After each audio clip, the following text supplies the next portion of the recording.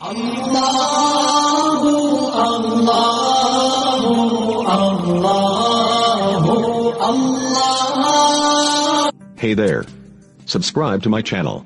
And also press this bell icon. ہم حضرت امیر معاویہ رضی اللہ تعالیٰ عنہ کو خلافت راشدہ میں شمار نہیں کرتے.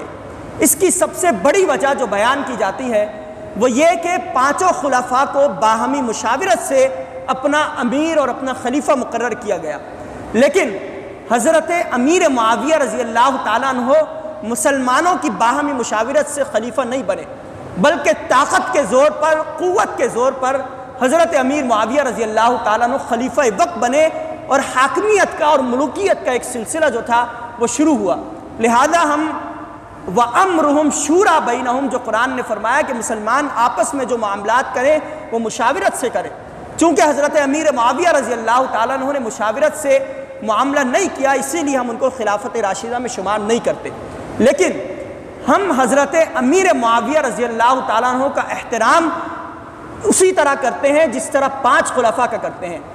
اس کی وجہ یہ ہے کہ حضرت امیر معاویہ رضی اللہ تعالیٰ عنہ بڑی عظمت اور شان رکھنے والے صحابی تھے، اور جب کبھی نبی اکرم صلی اللہ علیہ وسلم پر کوئی وحی نازل ہوتی تو آپ علیہ السلام حضرت امیر معاویہ کو بلاتے اور ان سے فرماتے کہ یہ جو وحی مجھ پر نازل ہوئی ہے اس کو لکھو. یعنی حضرت امیر معاویہ رضی اللہ تعالیٰ عنہ کی یہ شان اور فضیلت ہے کہ وہ کاتبین وحی کے اندر شمار ہوتے ہیں. اسی طرح حضرت امیر معاویہ رضی اللہ تعالیٰ عنہ کی بہن ام حبیبہ رضی اللہ تعالیٰ عنہ وہ نبی کریم صلی اللہ علیہ وسلم کی زوجہ مطہرہ تھی. گویا کہ حضرت امیر معاویہ رضی اللہ تعالیٰ عنہ نبی کریم صلی اللہ علیہ وسلم کے برادر نسبتی بھی کہلائے. اس کے علاوہ اور بھی فضیلت، ایک روایت میں آتا ہے کہ نبی اکرم صلی اللہ علیہ وسلم نے ایک مرتبہ حضرت امیر معاویہ رضی اللہ تعالیٰ عنہ کو دعا دی، اور دعا دیتے ہوئے فرمایا کہ اللہم اجعلہ ہادیا مہدیا، کہ اللہ امیر معاویہ کو ہدایت دینے والا اور ہدایت یافتہ بنا.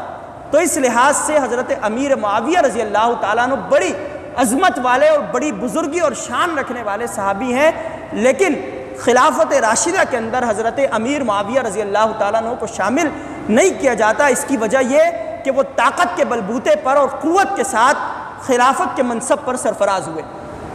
20 سال کا عرصہ حضرت امیر معاویہ رضی اللہ تعالیٰ عنہ حاکم وقت اور خلیفہ وقت رہے.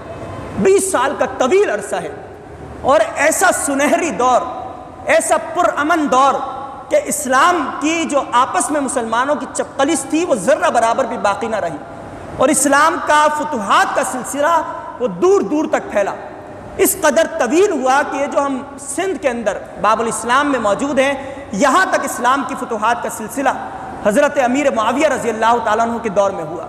یہ جو خراسان کا، افغانستان کا علاقہ ہے، حضرت امیر معاویہ رضی اللہ تعالیٰ عنہ کے دور میں یہ علاقہ فتح ہوا، یہاں تک اسلام پھیلا اور اسلام کا غلبہ ہوا.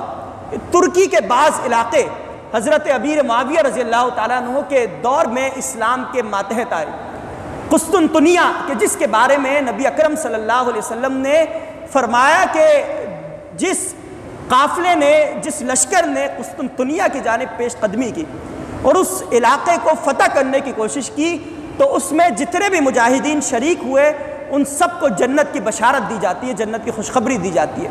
تو حضرت امیر معاویہ رضی اللہ تعالیٰ عنہ کے 20 سالہ دور میں قسطنطنیہ کو بھی فتح کرنے کی کوشش کی گئی، اس کی طرف بھی حضرت امیر معاویہ رضی اللہ تعالیٰ عنہ نے پیش قدمی فرمائی.